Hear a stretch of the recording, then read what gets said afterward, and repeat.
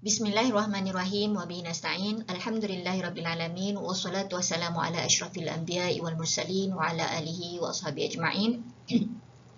Allahumma rabbi shrah li sadri wa yassir li amri wahlul 'uqdatam min lisani yafqahu qawli. Rabbana ilma lana illa ma 'allamtana innaka antal alimul hakim. Amin amma ba'd. Assalamualaikum warahmatullahi taala wabarakatuh wa maghfiratu wa ridwanuh dan salam sejahtera. Para pelajar yang dikasihi sekalian, kita telah pun sampai ke bab 6 ya, kursus pendidikan Islam ataupun CTU 072, dan di dalam bab ke-6 ini kita akan memecahkan perbincangan kita kepada dua bahagian. Bahagian satu, kita akan bercakap berkenaan dengan pendekatan pengajaran dan pembelajaran pendidikan Islam kontemporari. Namun begitu, fokus kita ya di dalam pendekatan PNP kita ini adalah merujuk kepada metodologi Al-Quranul Karim. Yang manakala di dalam perbincangan 6.2 nanti, ya, kita juga akan bercakap berkenaan dengan pendekatan PNP. Namun begitu, pendekatan kita adalah lebih merujuk kepada perbincangan kita ya dalam bahagian 2 nanti, lebih merujuk kepada metodologi yang dilaksanakan di zaman moden kita sekarang ini, iaitulah metodologi yang kita namakan sebagai pedagogi dan andragogi. Baiklah, perbincangan di dalam bab 6.1 di antara subtopiknya adalah seperti biasa kita akan bermula dengan pengenalan. Kemudian 6.1.1 kita akan bercakap berkenaan dengan metodologi Al-Quran ya di dalam mendidik masyarakat. Sekarang ni makna dia kita nak bercakap berkenaan dengan pendekatan bagaimana untuk kita melaksanakan pengajaran dan juga pembelajaran kita. Namun begitu kita merujuk kepada metodologi Al-Quran, yang mana di dalam topik ini kita akan bercakap berkenaan dengan 7 metodologi ya, yang ada yang telah pun dianalisa di dalam Al-Quran. Yang pertamanya kita namakan sebagai metodologi fitrah ya, kemudian metodologi pengetahuan, kemudian metodologi ilmu, metodologi pemikiran, metodologi akhlak, metodologi ibadah, dan akhir sekali metodologi dakwah dan juga pendakwah. Ya, jadi kemudiannya barulah kita akan simpulkan perbincangan kita pada bab 6.1 ini. Para pelajar yang dikasihi sekalian, Al-Quran merupakan kalam Allah Subhanahu Wa Taala ya, yang merupakan suatu wahyu yang diturunkan kepada Rasulullah Sallallahu Alaihi Wasallam, dan ianya wajib disampaikan oleh Rasulullah Sallallahu Alaihi Wasallam kepada seluruh umat manusia. Ya, bukan hanya untuk kepada orang Islam semata-mata, bahkan seluruh umat manusia sebagai panduan dalam kita menjalani kehidupan kita di dunia ini. Ya, bayangkan kalau dunia ini macam satu pinjaman ataupun satu gadget yang diberikan oleh Allah Subhanahu Wa Taala. Jadi dalam kita nak mengguna pakai gadget, ya mestilah kita memerlukan satu manual. Ya, jadi untuk itu anggaplah ya Al-Quran ini sebagai suatu manual ya dalam kita menjalani kehidupan kita di dunia ini. Jadi bagaimana untuk kita menjalankan aktiviti kat dunia ini, ya apa yang betul, apa yang salah, ya apa yang membawa kepada kerahmatan, apa yang membawa kepada kemaksiatan, ianya semua tertulis di dalam panduan ataupun buku manual yang saya sebutkan tadi, iaitulah Al-Quran. Ya, dan bagaimana untuk kita menjalani kehidupan kita ini, kita boleh melihat ya cerita-cerita ya ataupun pengajaran-pengajaran yang telah pun wujud di dalam Al-Quran bercerita berkenaan dengan umat-umat yang terdahulu, dan bagaimana pula kita nak merangka kehidupan kita di masa hadapan ataupun apa yang bakal berlaku di masa hadapan, semuanya juga telah pun diceritakan di dalam Al-Quran. Jadi makna dia Al-Quran ini adalah sebagai panduan kepada kehidupan kita ini, bercerita berkenaan dengan perkara yang telah pun berlaku ya, the past ya, dan juga the present ya, supaya apa yang kita boleh lakukan pada hari ini adalah mengambil peluang dalam kehidupan kita pada hari ini untuk melakukan yang terbaik. Ya, saya suka share ya satu kata-kata hikmah ya daripada cerita Kung Fu Panda ya, yang mana kalau kita melihat kepada nasihat Master Oogway ya berkenaan dengan learning ya, life learning ini, makna dia what is past is a history ya, what is in the future is a mystery, and what we have right now is the present ya, is a gift ya. Jadi untuk itu dalam kita nak mengguna pakai dalam kita nak menghargai gift yang kita ada pada hari ini, itu sebabnya Allah Subhanahu Wa Taala berikan kepada kita iaitulah naskah Al-Quran yang merupakan mukjizat ya, mukjizat daripada Allah Subhanahu Wa Taala yang kita boleh lihat sehingga ke hari ini. Dan mukjizat ini bukan hanya relevan pada zaman Rasulullah, bahkan ianya akan relevan sampailah bila-bila, sampailah ke hari kiamat. Itu sebabnya inilah bukti, inilah tanda kasih sayang Allah Subhanahu Wa Taala di dalam memberikan kita peluang hidup kat dunia ini. Allah Subhanahu Wa Taala berikan kita bimbingan melalui Al-Quran. Jadi bagaimana anak-anak ini kasih sekalian, bagaimana sebenarnya Al-Quran ini berjaya menyentuh hati-hati manusia? Di sinilah yang kita nak perbincangkan, berkenaan dengan bagaimana bentuk pendidikan, pendekatan Al-Quran ini terhadap manusia, di mana di sana 7 metodologi yang kita akan bincangkan bersama-sama, berpandukan daripada analisa yang telah pun dibuat oleh pakar penganalisa Al-Quran. Dan sebelum kita pergi kepada topik itu, suka saya nak beritahu, suka saya nak maklumkan kepada kita semua, hebatnya Al-Quran ini. Al-Quran mendidik manusia ini dalam bentuk memberikan tauladan dan juga dalam memberikan dalam bentuk bimbingan. Jadi inilah yang akan kita perbincangkan sebentar lagi berkenaan dengan metodologi yang wujud, metodologi yang wujud di dalam Al-Quran di dalam mendidik umat manusia. Para pelajar yang dikasihi sekalian, bagaimanakah agaknya Al-Quran berjaya membantu Rasulullah sallallahu alaihi wasallam di dalam menjayakan misi dakwah baginda di kalangan masyarakat Arab jahiliyah. Kita lihat bagaimana Rasulullah sallallahu alaihi wasallam berjaya mentransformasikan masyarakat yang dianggap sebagai masyarakat yang hidup dalam keadaan yang penuh dengan masalah ataupun isu-isu sosial, sehingga kan apabila didakwahkan, ditarbiyahkan, dididik oleh Rasulullah sallallahu alaihi wasallam berpandukan kepada Al-Quran ini, maka kita lihat suatu proses transformasi berlaku kepada masyarakat Arab jahiliyah sehingga mereka menjadi masyarakat yang begitu moden dan bertamadun. Jadi inilah yang dianalisa oleh Muhammad Syadid. So siapa itu Muhammad Syadid, anak-anak?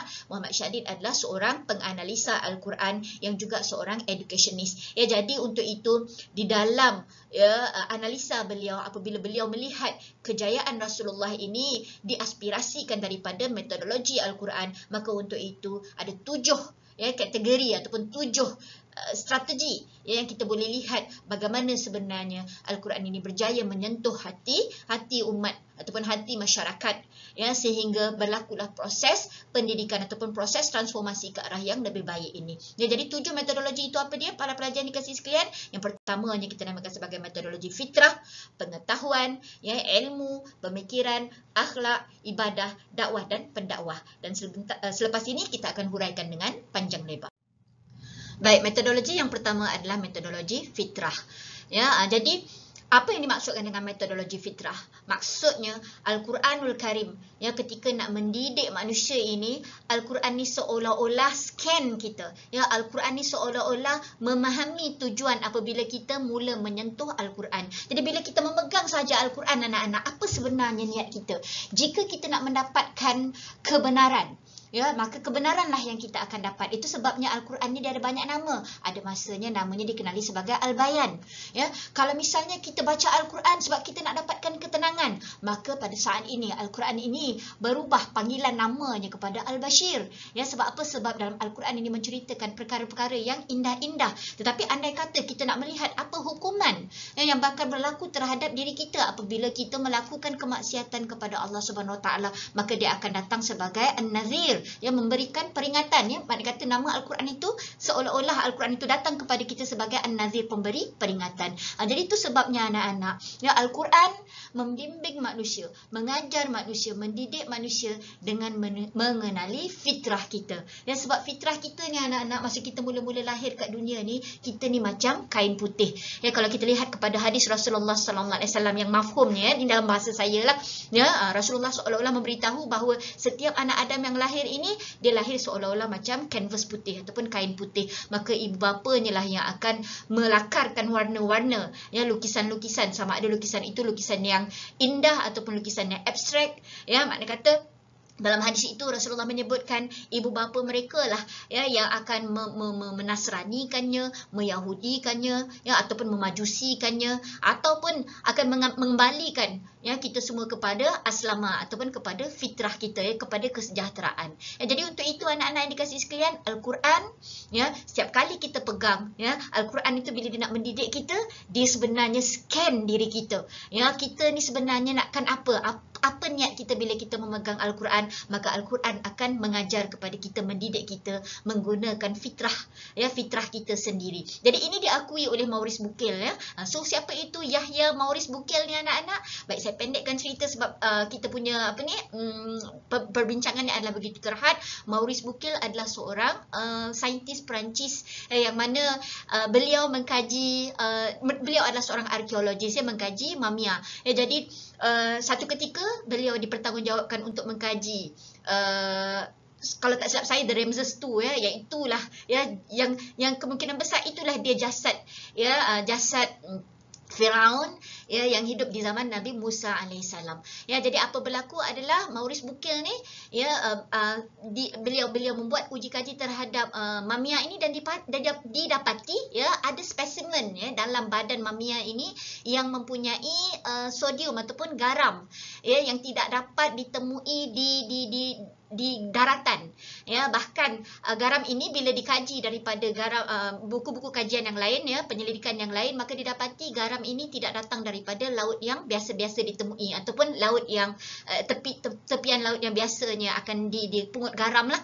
ya, untuk kita buat sama ada makanan ataupun atas kegunaan lain. Ya, jadi untuk itu bila dihantar spesimen garam ini, ya, bila dikaji maka didapati ianya datang daripada dasar laut, ya, dan kemudian kajian demi kajian membuktikan bahawa spesimen itu tadi ataupun sodium itu tadi ianya datang daripada dasar Laut Merah. Ya, ini kajian oleh bukan oleh Maurice Bucaille, tetapi kajian oleh penganalisa lain ataupun researcher lain, yang memang berkepakaran, ya, specializationnya di dalam bidang mengkaji garam lah, mengkaji sodium. Jadi apa berlaku anak-anak? Jadi ini sedikit mengejutkan Maurice Bucaille. Maka untuk itu, ya, dia mengkaji, dia orang kata apa, dia orang kata tertanya apakah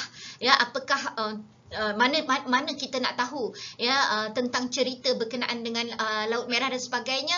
Dan dalam kajian beliau itulah, ya, beliau bekerjasama dengan saintis Muslim, because kita tahu bahawa kajian mamia ni melibatkan negara Mesir, ya. Sebab apa? Kebanyakan mamianya berada di Mesir, ya. Jadi untuk itu, ya, bila beliau bekerjasama dengan saintis Muslim, maka terdengarlah, ya, oleh beliau tentang ayat ataupun tentang penceritaan, ya, berkenaan dengan mamia yang tenggelam di dalam Laut Merah ini, yang ianya berlaku, ya, beribu-ribu tahun yang lalu, ya, berlaku di zaman Nabi Musa alaihissalam. Ya, jadi untuk itu beliau pada permulaannya tidak mahu percaya, ya, tetapi kemudiannya apabila dibacakan ayat Al-Quran, ya, yang menyebutkan tentang betapa Allah Subhanahu Wa Taala, ya, menenggelamkan tentera Firaun dan kemudian menyelamatkan jasad Firaun, ya, maka untuk itu bila Maurice Bucaille mendengar ayat ini, ya, jadi bila dia mula nak mengkaji Al-Quran, maka macam saya kata tadi, ya, Al-Quran membimbing manusia ini menggunakan fitrah dia. Apa yang kita hendak, itulah yang kita dapat daripada Al-Quran. Itu sebabnya anak-anak yang dikasih sekalian, bila kita membaca Al-Quran, kita kena betulkan niat. Kalau kita baca Al-Quran sekadar nak menunjuk-nunjuk, maka kita akan dapatlah, ya, menunjuk-nunjuk sahaja. Maka intipati dalam Al-Quran itu kita tak dapat.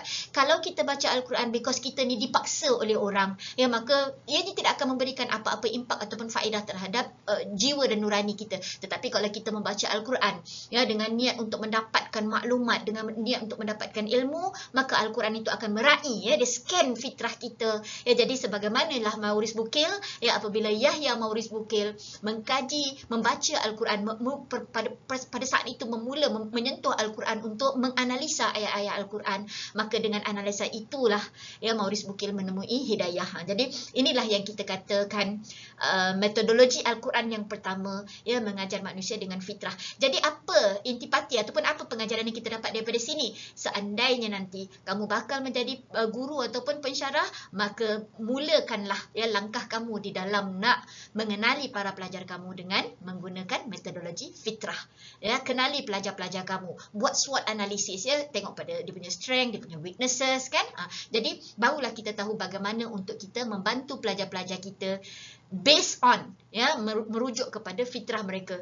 Ini adalah aspirasi daripada metodologi Al-Quran yang pertama. Al-Quranul Karim mendidik manusia ya supaya mereka ini kembali kepada fitrah, menggunakan kelebihan yang Allah Subhanahu Wa Taala berikan kepada mereka selaku khalifah Allah Subhanahu Wa Taala. Di mana apakah kelebihan itu?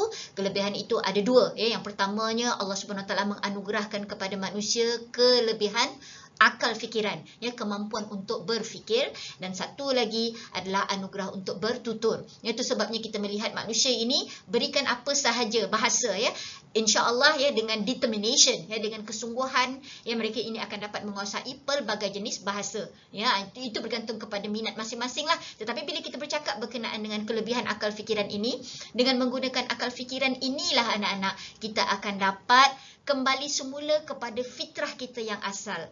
Baik, bagaimana akal fikiran ini related kepada fitrah kita ya? Bila kita menggunakan akal fikiran, bila kita melihat ya kejadian alam ini, bila Al-Quran mengajak kita supaya berfikir, afala ta'qilun ya, apakah kamu tidak menggunakan akal fikiran? Afala tatazakkarun, apakah tidak kamu menggunakan ya kelebihan analisis, sintesis kita ini untuk melihat alam ini? Maka dengan melihat alam ini, kita tahu bahawa di sana sudah pasti ya ada pencipta kepada alam ini ya. Sebab dunia ini terlalu perfect ya, dunia ini begitu cantik sekali dijadikan oleh Allah Subhanahu Wa Taala ya. Allah Subhanahu Wa Taala jadikan laut ya, di dalamnya ada isi ya, di dalamnya ada ikan-ikan ya, aquatic animals untuk kita jadikan ya bahan makanan. Allah SWT jadikan daratan ini ya juga ya dengan pelbagai ya faedah untuk kegunaan manusia. Dan Allah SWT jadikan langit ini ya dengan awan-awan yang tergantung ya, nampak berat tetapi masih lagi tergantung. Jadi di sana sudah pasti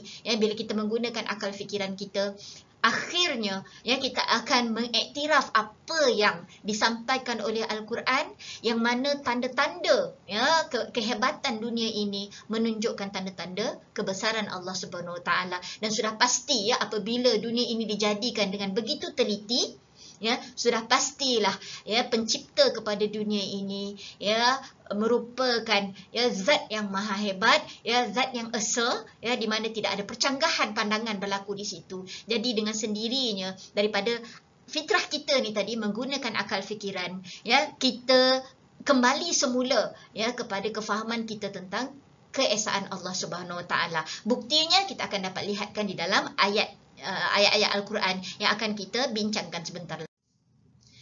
Baik, di dalam surah Al-A'raf ayat 172 ya, Allah Subhanahu Wa Taala berfirman ya, Allah Subhanahu Wa Taala berbicara dengan Rasulullah sallallahu alaihi wasallam ya, dan ingatlah wahai Muhammad. Maknanya dia, Allah Subhanahu Wa Taala suruh Nabi Muhammad ni berikan peringatan kepada umat manusia ini ya, ketika Tuhanmu mengeluarkan zuriat anak-anak Adam dari tulang belakang mereka. Maknanya dia ketika Allah Subhanahu Wa Taala menciptakan kita semua ya, daripada proses kejadian manusia itu, dia jadikan mereka saksi terhadap diri mereka sendiri. Makna dia ya, kita semua ni ya, ketika kita diciptakan oleh Allah Subhanahu Wa Taala, kita semua sudah mengangkat perjanjian. Apa perjanjian kita?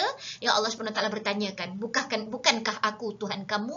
Ya, maka untuk itu kita semua menjawab, bahkan ya kami bersaksi bahawa engkau Tuhan kamu, dan kami menjadi saksi terhadap diri kami sendiri ya. Jadi bila kita lahir ke dunia anak-anak, kita lupa perjanjian ini ya. Itu sebabnya ya kita diperingatkan semula berkenaan dengan perjanjian ini apabila kita dalam solat ya. Bila kita memahami ya maksud solat ini, maka ya bila kita membaca inna solati wa nusuki wa mahyaya wa mamati lillahi rabbil alamin, sesungguhnya ibadahku ya, dan wanusuki, dan segala aktiviti kehidupanku, wa mahyaya, dan keberadaanku, kewujudanku, kehidupanku, wa mamati lillahi rabbil alamin, dan kematianku adalah kerana Allah Subhanahu Wa Taala. Jadi macam mana kita nak ingat semula kepada perjanjian kita dengan Allah Subhanahu Wa Taala? Di sinilah datangnya Al-Quran, mengajarkan manusia ini kepada fitrahnya. Fitrah kita pernah mengesakan Allah Subhanahu Wa Taala, dan kita akan kekal mengesakan Allah Subhanahu Wa Taala dalam kehidupan kita di dunia ini. Jadi ini dapat disaksikan daripada pendidikan Al-Quran itu sendiri. Al-Quran mengajarkan kita tentang fitrah kita mengesakan Allah Subhanahu Wa Taala. Baik, selain mengembalikan kita ya kepada fitrah kita yang asal, iaitulah mengesakan Allah Subhanahu Wa Taala, Al-Quran juga mendidik manusia supaya kembali kepada fitrah mereka, mengenali matlamat kehidupan mereka di dunia. Ya, di dalam surah Zariyat ayat 56-57 Allah Subhanahu Wa Taala menyebutkan, A'udzubillahi minasyaitonirrajim, wa ma khalaqtul jinna wal ins illa liya'budun. Kami tak jadikan ya manusia dan juga jin ini melainkan untuk menyembah dan beribadah. Ya, jadi daripada ayat ini kita faham bahawa kehidupan kita ni ada matlamat. Ya, Al-Quran mendidik kita ya supaya kembali semula kepada fitrah kita, di mana fitrah kita perlu melaksanakan ibadah yang mana jangan sempitkan skop ibadah ni. Ya, ibadah ini melibatkan ibadah khusus dan juga ibadah umum. Apakah itu ibadah khusus? Ibadah khusus adalah apa yang telah pun wujud di dalam Al-Quran dan As-Sunnah ataupun yang kita namakan sebagai syariat. Ya, di mana di sana ada rukun iman, rukun Islam dan juga rukun ihsan yang perlu kita fulfill ataupun perlu kita penuhi. Tapi dalam masa yang sama anak-anak yang dikasih pilihan, ya, kehidupan kita ini sendiri juga adalah ibadah. Ya, jadi bila kita melaksanakan kebaikan di dalam kehidupan kita, ini kita namakan sebagai ibadah umum. Dalam setiap detik kehidupan kita, we are actually responsible. Ya, kita ni kena ada accountability terhadap perilaku kita. Jadi apabila ya perilaku kita ini bertepatan ya dengan apa yang Allah Subhanahu Wa Taala gariskan di dalam Al-Quran yang membawa kepada kebaikan manusia sejagat, maka ini juga dikira sebagai sebahagian daripada ibadah. Jadi fitrah kedua ya yang cuba diajarkan oleh Al-Quran terhadap diri manusia ini adalah mengenali matlamat kehidupan mereka. Kita tidak dijadikan di dunia ini melainkan untuk beribadah kepada Allah Subhanahu Wa Taala. Ibadah dalam konteks yang luas ya. Maknanya kata ibadah direct link kita kepada Allah Subhanahu Wa Taala, iaitu hablum minallah, dan juga ibadah kita sesama manusia yang kita namakan sebagai hablum minan nas, ya, ibadah umum kita, iaitu kita melaksanakan menjadi yang terbaik di dunia ini. Al-Quran juga yang mendidik manusia supaya kembali semula kepada fitrah mereka, iaitulah fitrah di mana manusia ini mesti mengakui bahawa mereka ini sentiasa mempunyai hajat. Ya, mereka ini mempunyai kehendak-kehendak. Ya, jadi kita ni ya sebagai manusia kita ada kehendak untuk mendapatkan pencapaian akademik yang cemerlang, ya, kita nak mendapatkan jawatan yang hebat, kita nak mendapatkan harta yang banyak, kita nak mendapat rumah besar, kita nak makanan yang cukup, kan? Jadi untuk itu kita memang berhajatkan kepada sesuatu. Tetapi apa yang cuba ditekankan lagi di dalam Al-Quran adalah selain daripada memenuhi hajat duniawi ini, ya, sebenarnya jauh di sudut hati, ya, kita sebenarnya berhajat kepada suatu kuasa, ya, yang akan mengabulkan segala permintaan kita, yang akan mengabulkan segala hajat-hajat kita, yang akan memperkenankan semua usaha-usaha kita. Ya, jauh di sudut hati itu sebabnya ya bila kita masuk dalam Dewan Peperiksaan sebagai contohnya, apa yang kita akan lakukan dengan sendirinya, baik Muslim ataupun non-Muslim, kita akan mengangkat tangan dan berdoa. Kerana kita tahu bahawa dalam kita nak mencapai hajat kita, ya, hajat duniawi kita, di sana akan adanya zat yang akan mengabulkan segala hajat-hajat kita. Untuk itu anak-anak yang dikasihi sekalian, ya, Allah Subhanahu Wa Taala mengingatkan bahawa ya ud'uni fastajib lakum, ya, doa, mintalah kepada aku, nescaya aku akan sempurnakan permintaan kamu. Ya, dan kalau kita tengok di dalam ayat, ya, contoh, ya, kita tengok contoh daripada surah Al-Isra ayat 67 di dalam slide kamu ini. Allah Subhanahu Wa Taala secara orang kata apa, secara sarkazmnya, ya, Allah Subhanahu Wa Taala menyindir ya manusia ini dengan mafhum ayat ini. Dan apabila kamu terkena bahaya di laut, pada saat itu hilang lenyaplah ya ingatan kamu daripada makhluk-makhluk yang selalunya kamu seru untuk meminta tolong. Ya, jadi macam contohlah ya, bila kita berada di laut, ya, selalunya ya bila kita berada dalam keadaan yang selesa, maka kita tak berhajat pun, ya, kita tak berhajat pun kepada Allah Subhanahu Wa Taala. Kadang-kadang kita tak teringat pun kepada Allah Subhanahu Wa Taala. Nauzubillah min zalik. Ya, yang kita nampak adalah apa yang ada di hadapan kita, nikmat-nikmat yang kita ada. Tetapi apabila Allah Subhanahu Wa Taala menarik nikmat, apabila Allah Subhanahu Wa Taala menarik keselesaan, ya, apabila Allah Subhanahu Wa Taala menghilangkan ya bantuan yang boleh diberikan oleh manusia, siapakah lagi yang mampu untuk membantu kita? Maka Al-Quran ya daripada penceritaan ini menjelaskan bahawa pada saat inilah ya manusia-manusia ini, ya, kita tengok balik semula kepada ayat ini, maka apabila Allah selamatkan kamu di darat, ya, pada saat ini ya kita hanya mengharapkan kuasa yang paling besar, iaitulah Allah Subhanahu Wa Taala untuk menyelamatkan kita. Unfortunately di dalam ayat ini juga mengingatkan bahawa manusia ini adalah sangat pelupa, dan apabila mereka ini diselamatkan oleh Allah Subhanahu Wa Taala, apa akan berlaku? Manusia itu akan kembali kufur. Ya, jadi itu sebabnya kita baca Al-Quran. Itu sebabnya Al-Quran ini mendidik kita supaya mengingati fitrah kita. Fitrah kita sebenarnya kita bukanlah berhajat. Of course sebagai manusia, ya, kita mungkinlah ya kita berhajatkan sesuatu yang dalam bentuk sementara, ya duniawi. Tetapi sebenarnya ya fitrah kita yang asal ni, ya kita tahu bahawa jauh di sudut hati kita sebenarnya mengharapkan salvation, kita mengharapkan pertolongan, kita mengharapkan keampunan daripada Allah Subhanahu Wa Taala. Jadi itulah yang dididik oleh Al-Quran ya terhadap sang pembaca Al-Quran.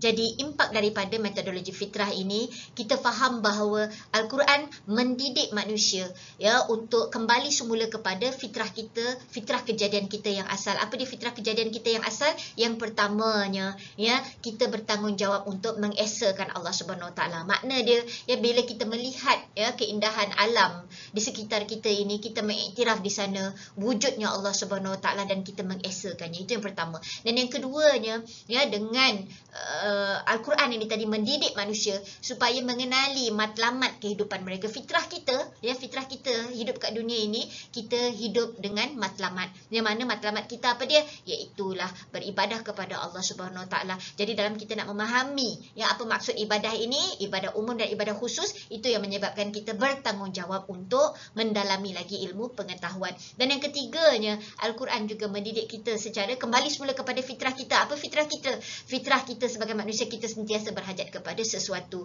Ya, kita berhajatkan kepada segala ya kemewahan-kemewahan duniawi. Ya, namun begitu di sana adanya Al-Khaliq, ya adanya yang Maha Al-Qadir, yang Maha berkuasa, yang akan mengabulkan semua hajat-hajat kita. Ya, jadi untuk itu, itulah dia ya metodologi pertama yang diajarkan oleh Al-Quran, iaitu kembali semula kepada fitrah. Di sana ada ramai ya saintis yang cuba ya, khususnya orientalis dan juga sekularis ya, yang cuba menghilangkan ya rasa keyakinan ataupun kepercayaan terhadap Tuhan. Namun begitu, bila kita membaca Al-Quran, ya bila kita memegang Al-Quran dengan niat untuk mencari Allah Subhanahu Wa Taala, maka insya-Allah Al-Quran itu akan mengajarkan kepada kita semua tentang apakah fitrah kita sebagai manusia.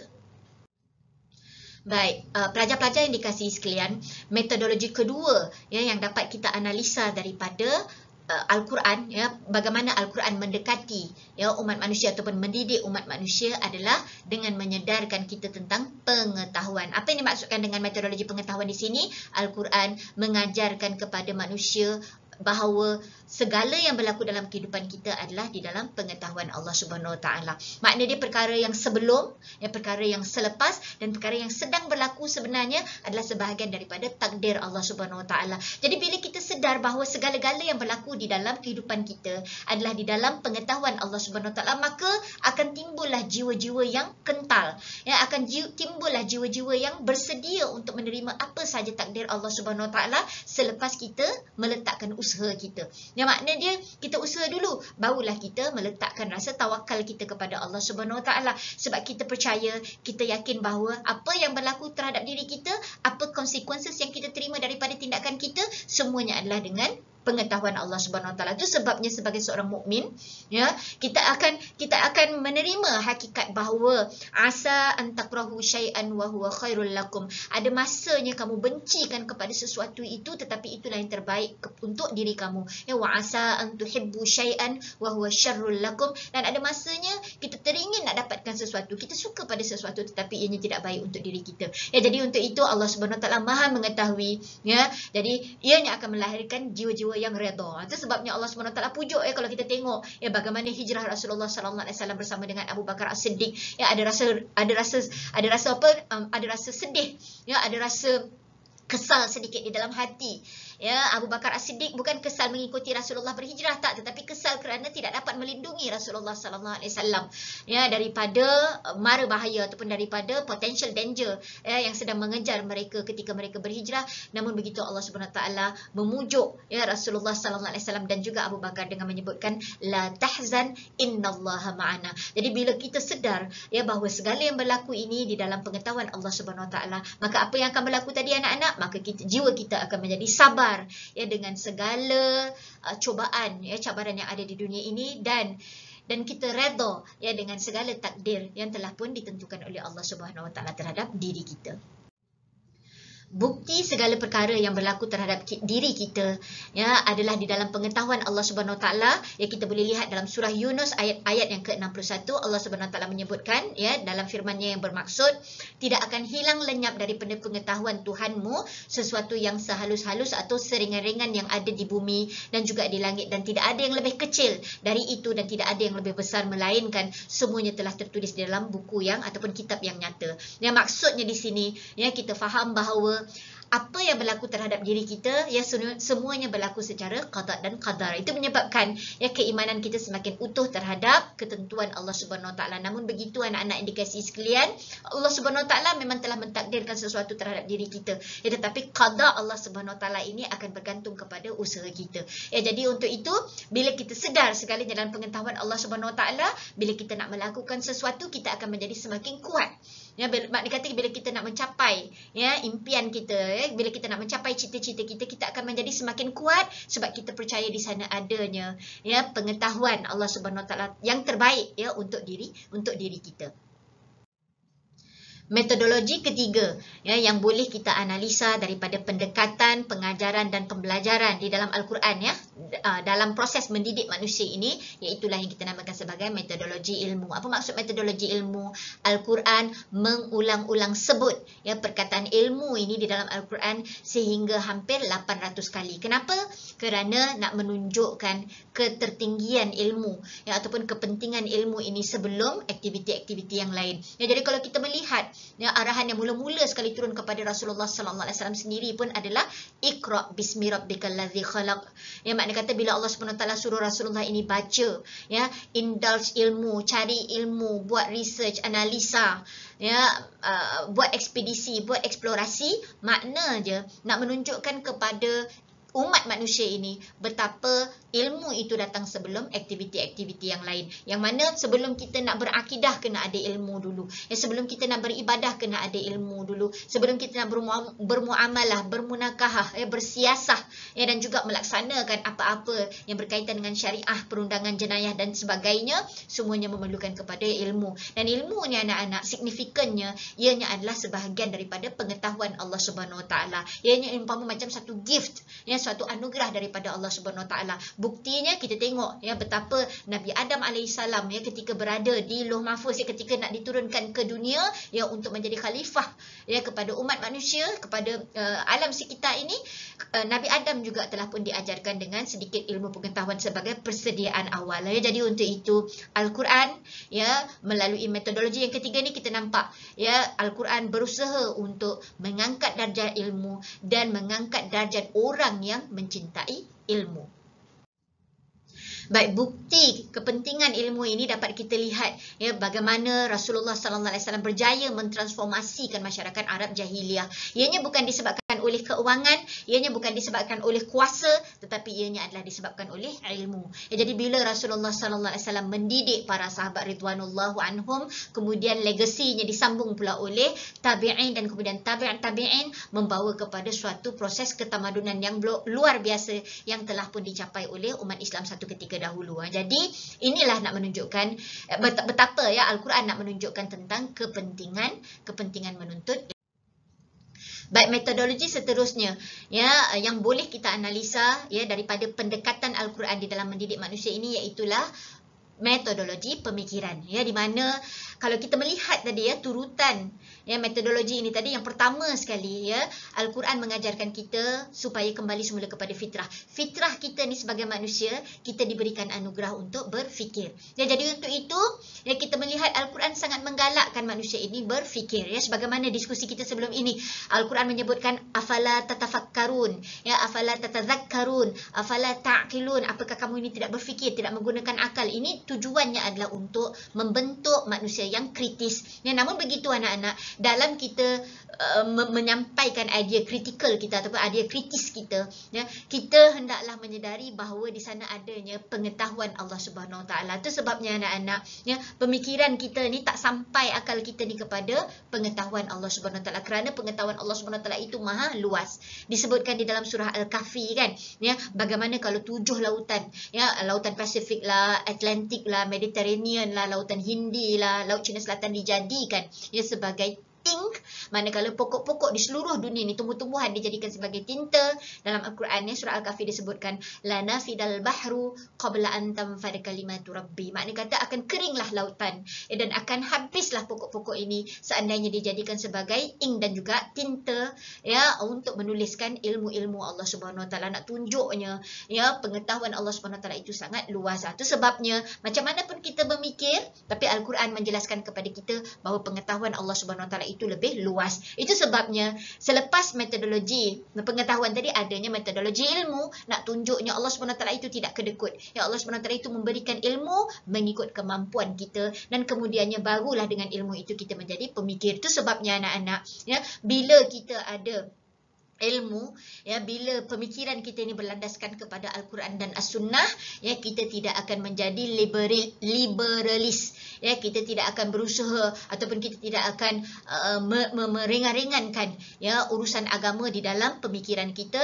dan kita juga tidak akan menjadi fanatik ataupun ta'assub ya di dalam pemahaman kita terhadap kehidupan beragama. Dan yang inilah yang tidak digemari oleh golongan sekularis dan juga orientalis. Seboleh-bolehnya ya golongan orientalis dan sekularis ni ya dan liberalis, mereka ini berusaha ya untuk memisahkan di antara pemikiran dengan agama. Namun begitu, sebagai umat Islam ya, kita tengok ya betapa Allah Subhanahu Wa Taala ya dalam memberikan kita potensi untuk berfikir ini. Allah Subhanahu Wa Taala menyebutkan dalam surah Al-Anbiya ayat 10, sesungguhnya kami menurunkan kepada kamu sebuah kitab yang mengandungi perkara yang menimbulkan sebutan baik ya, makna kata jawapan-jawapan baik, pemikiran-pemikiran baik, dan ada banyak kelebihan untuk kamu, maka mengapa kamu tidak mahu memahaminya ya dan memikirkan akan nikmat yang besar itu ya. Jadi kita boleh menggunakan akal fikiran kita, tetapi biarlah ianya masih lagi berlandaskan kepada Al-Quran dan As-Sunnah. Baik, barulah ya bila kita menggunakan pemikiran kita, insya-Allah kita akan menjadi manusia yang kreatif, inovatif dan juga produktif. Namun begitu, produktiviti kita itu biarlah masih lagi berlandaskan kepada syariat.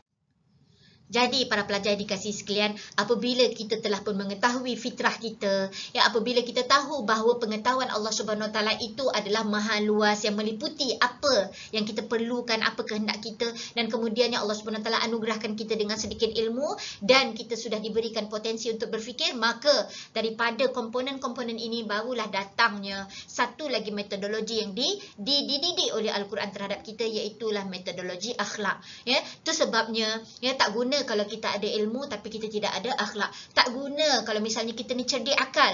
Ya, makna kata kita ni penuh dengan idea-idea yang kritis, ya idea-idea yang inovatif, tetapi kita ni tidak mempunyai akhlak. Maka untuk itu Al-Quran mendidik manusia ya supaya mereka ini memiliki akhlak. Ya, jadi kita tengok ya dalam Al-Quran sendiri pun mengiktiraf Rasulullah sallallahu alaihi wasallam kan, wa innaka la'ala khuluqin azim. Ya, sesungguhnya Rasulullah sallallahu alaihi wasallam ini mempunyai akhlak yang sangat mulia. Ya, bahkan ya apabila ditanyakan ya oleh para sahabat kepada Aisyah ya bagaimana kan akhlak Rasulullah sallallahu alaihi wasallam ini, maka Aisyah yang merujuk akhlak Rasulullah ini kepada Al-Quran. Jadi nak tunjuknya betapa Al-Quran itu ya sangat-sangat menganjurkan kepada akhlak. Jadi aspek ya bila kita bercakap berkenaan akhlak ini ya, metodologi akhlak dalam Al-Quran ini, akhlak itu bermula ya dengan mempunyai keimanan yang teguh dan akhlak itu akan berlaku apabila kita sentiasa berada di jalan yang benar, dan akhlak itu ya bila kita steadfast ya, bila kita berpegang kepada prinsip kebenaran kita, maka insya-Allah barulah akan terbinanya akhlak ya. Dan inilah yang cuba ya dididik ya oleh Al-Quran terhadap umat manusia.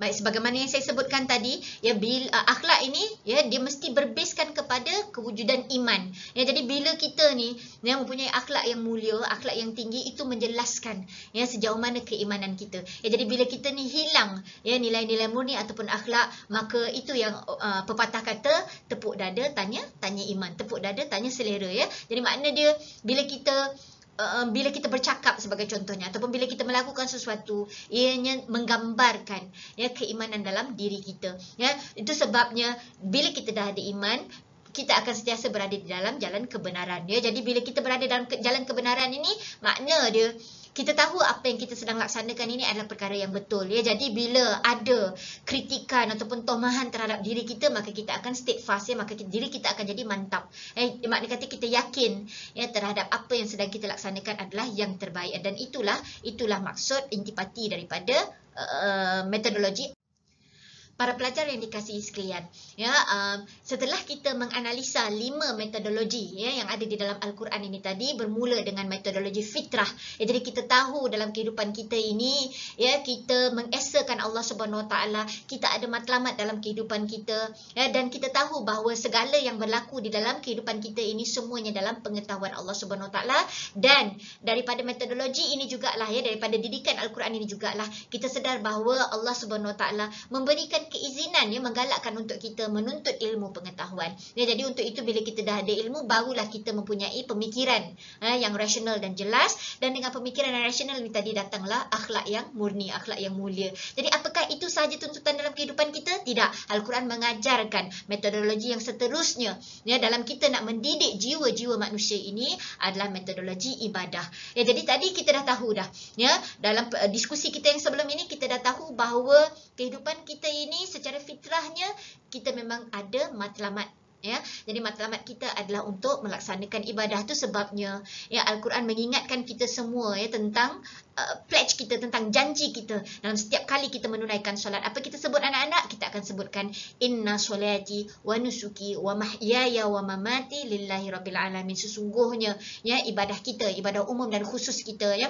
kehidupan kita ya, aktiviti-aktiviti yang kita lakukan ya, mati kita juga adalah kerana Allah Subhanahu Wa Taala. Jadi Al-Quran emphasize ya kepada kita bahawa kehidupan kita ni semuanya adalah sebahagian daripada ibadah.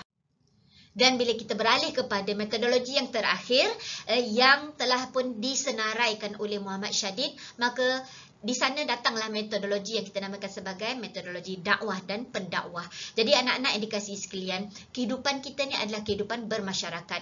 Memang betul Al-Quran mendidik individu-individu ini supaya menyedari fitrah kita, menyedari muraqabah Allah, menyedari bahawa ada tuntutan kita mendapatkan ilmu pengetahuan supaya kita menjadi pemikir yang baik. Dan dalam kehidupan kita juga ya, setelah kita memikirkan mana yang baik dan buruk, maka datanglah akhlak ya, datanglah rasa malu terhadap Allah Subhanahu Wa Taala. Maka dengan rasa malu itulah kita melaksanakan ibadah yang kita merasa terhutang dengan Allah Subhanahu Wa Taala di atas segala nikmat yang diberikan oleh Allah Subhanahu Wa Taala. Jadi untuk itu, setelah kita memperbaiki diri kita sendiri, kita didik diri kita, maka datanglah satu tanggungjawab yang kita namakan sebagai metodologi dakwah.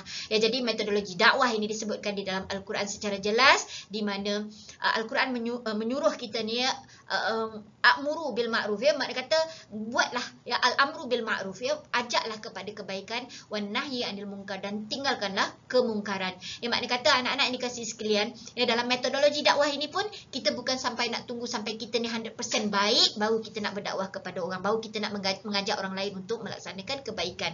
Ya, bahkan ya proses ya dakwah ini sebenarnya berlangsung serentak. Ya, kita memperbaiki diri, dalam masa yang sama kita memperbaiki orang lain. Nah, itu yang dilakukan oleh baginda Rasulullah sallallahu alaihi wasallam. Makna dia Rasulullah sallallahu alaihi wasallam dia dapat sedikit, dia terus share dengan para sahabat, dia terus share ya maklumat itu dengan insan di sekelilingnya, supaya apa? Supaya masing-masing sama-sama mendapat manfaat daripada ilmu, daripada pengetahuan yang baru didapati ya daripada Allah Subhanahu Wa Taala. Jadi kita nampak dakwah ini bukan nak tunggu sampai kita 100% perfect, sebab otherwise Rasulullah terpaksa menunggu 23 tahun barulah baginda berdakwah. Namun begitu, apa yang ditunjukkan oleh Rasulullah adalah dia adalah sebahagian daripada komuniti. Baiknya Rasulullah, maka baiklah seluruh umat manusia pada ketika itu. Jadi dakwah ini ada apa? Dakwah ini adalah tanggungjawab bagi setiap individu Muslim sebagaimana yang dididik di dalam Al-Quran.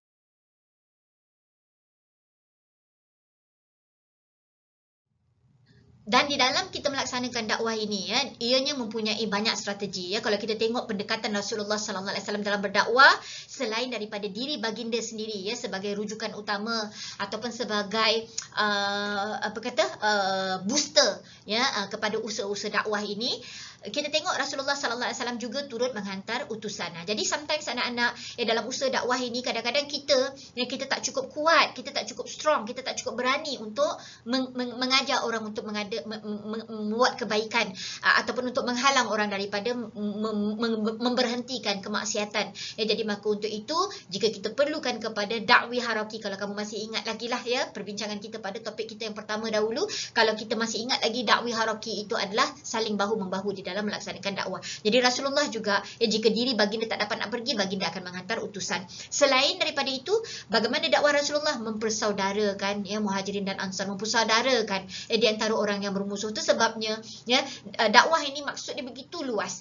Maknanya kata bila kita mempertautkan hubungan silaturahim juga dianggap sebagai sebahagian daripada dakwah. Kemudian mendirikan masjid atas sebahagian daripada usaha-usaha dakwah, di mana bila ada fasiliti yang tertentu, maka umat Islam akan berkumpul di sana, maka dakwah itu dapat dijalankan secara formal. Kemudian membuat perjanjian sosial. Dakwah juga berlaku secara diplomasi di antara Rasulullah dan musuh-musuhnya.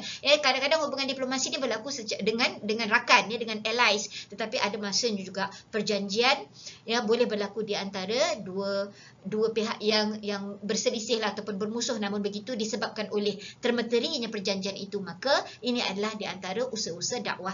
Dan akhir sekali dakwah juga boleh berlaku secara dalam pelbagai bentuk. Maknanya kata secara lisan, secara perkataan, lisan lah secara perbuatan dan juga secara takrir. Jadi kita tengok bagaimana Rasulullah sallallahu alaihi wasallam dalam dakwah baginda untuk orang kata apa, mengajak manusia meninggalkan arak, baginda langsung tidak menyentuh arak kan. Jadi untuk itu dakwah ini kita namakan sebagai dakwah bil hal, ataupun dakwah bitakrir. Kita tengok Rasulullah tidak mengiyakan dan juga tidak menggalakkan sahabat untuk meminum arak, namun diri baginda sendiri mengelakkan daripada mendekati arak. Jadi ini kita katakan sebahagian daripada usaha dakwah. Para pelajar yang dikasihi sekalian, ada salah faham terhadap usaha dakwah ini, yang mana ada pihak yang meletakkan dakwah ini platform yang paling sesuai sekali adalah melalui jihad. Yang sebenarnya anak-anak, jihad ini juga mempunyai konsep yang begitu luas.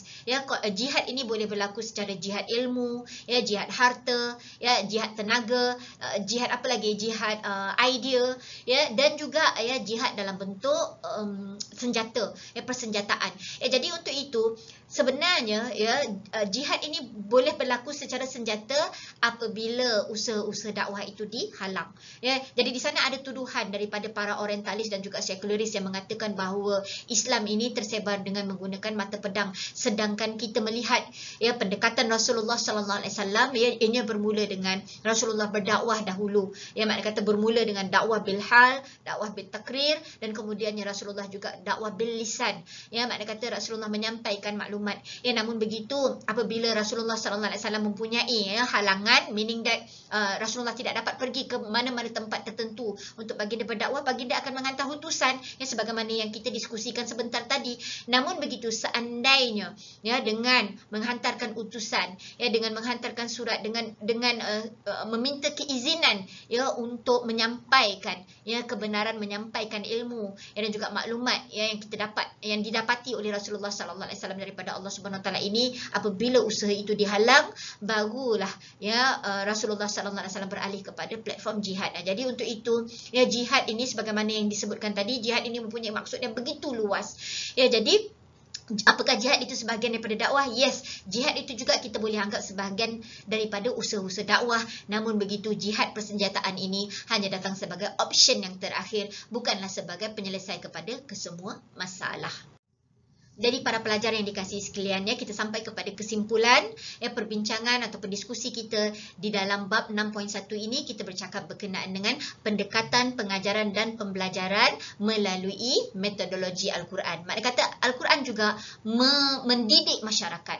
Jadi pendekatan pembuatan Al-Quran ini begitu berseni ya, kalau kita tengok begitu teratur sekali, yang menyedarkan kita tentang fitrah, menyedarkan kita tentang kekuasaan Allah Subhanahu Wa Taala, menyedarkan tentang tanggungjawab kita mendapatkan ilmu, menyedarkan dengan ilmu lah ya barulah kita boleh menjadi pemikir ya, dan dengan selepas kita menjadi pemikir barulah kita tahu mana yang baik, mana yang betul, mana yang salah ya. Jadi untuk itu kita akan sentiasa berada dalam jalan kebenaran ya, kita akan hidup dengan cara berakhlak ya, dan bila kita berakhlak maka kita akan merasa tanggungjawab terhadap melaksanakan ibadah, dan bila kita beribadah kita tak nak seorang saja masuk syurga ya, kita nak bersama-sama dengan orang lain untuk masuk syurga. Untuk itu datanglah metodologi terakhir di dalam Al-Quran yang telah pun kita analisakan bersama, iaitu metodologi dakwah dan pendakwah. Jadi apa yang kita dapat lihat sebenarnya ya, metodologi ini boleh kita aplikasi dalam kehidupan kita, dalam proses PNP kita ya, dalam proses pembelajaran dan juga pengajaran yang kita laksanakan pada zaman kita ya. Jadi makna dia,